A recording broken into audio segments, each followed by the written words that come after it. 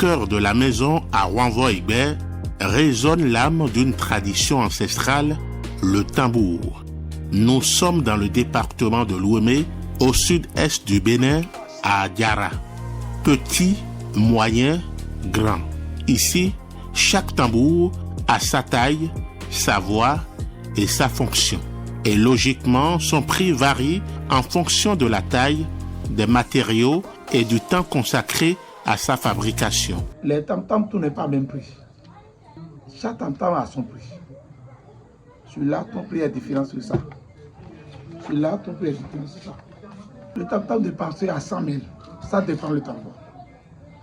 Vous voyez le salto que vous voyez ça maintenant. Ça, ton prix est dépassé 100 000. Le tam-tam ici a jusqu'à 3 000. Jusqu'à 200 000, à 300 000, à 500 000. Ça dépend le bois qu'on va prendre pour travailler pour la personne. Concepteur de tambour, Isaac Wanvo-Igbe perpétue un savoir-faire hérité de son défunt père. Quand je suis petit, quand j'allais à l'école, je venais à la maison, mon papa dit que Isaac, il faut faire ça, il faut faire ça. Quand je fais un peu, j'allais à l'école.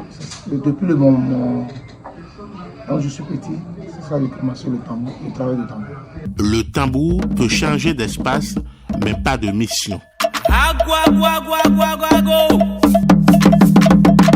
Depuis plusieurs années, le groupe Pépitard lui donne vie à travers des animations rythmées.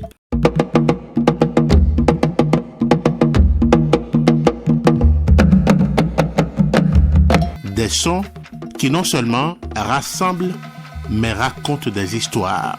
Mais avant de faire danser les foules, le tambour suit un long processus de fabrication. Un bois soigneusement choisi selon des règles ancestrales. Quand on achète le bois, le tambour qu'on peut faire, c'est ça qu'on coupe le taille, on voit le taille du tambour pour couper le bois. On met le bois, venir à la maison, on commence à faire les tours. Ça dépend le taille du tambour. Ça dépend de la grossesse du tambour que nous devons faire. C'est le taille du tambour et le grossesse que l'on va voir pour comment le tambour. Le bois que l'on achète là, comment le bois est la grossesse, comment le taille qu'on a coupé là. C'est ça qu'on voit pour faire le tam-tam qu'on va faire. À la main, avec patience et précision, l'artisan creuse le tronc. Un travail lent et exigeant où chaque geste compte pour donner naissance au son juste.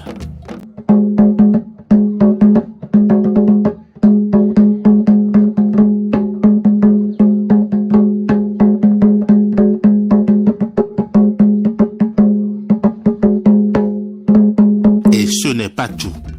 La peau d'animal joue également un rôle essentiel dans la fabrication du tambour.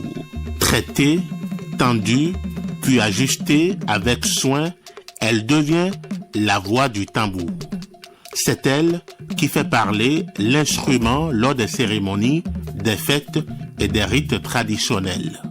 Pour Isaac Wanvo-Igbe, fabriquer des tambours va bien au-delà d'un simple métier. C'est avant tout une passion. Bon, on débrouille un peu. Sinon, on va voir qu'on n'a pas beaucoup de l'argent sur le travail qu'on fait ici. On peut laisser le travail. Quand on laisse le travail va partir. Ici, aujourd'hui, maintenant, on appelle la diversité des tambours. Le travail des tambours va partir. On ne veut pas dire qu'on n'a pas l'argent. L'argent va finir à rester là. Mais il n'y a pas l'argent qu'on peut trouver sur le travail là, on ne trouve pas. Aujourd'hui, maintenant, les églises viennent acheter les tambours. Et les touristes viennent, et les groupes théâtrales, et les maisons de journaux. À Diara, le tambour n'est pas seulement un instrument de musique. Il est un langage, un héritage et une fierté culturelle.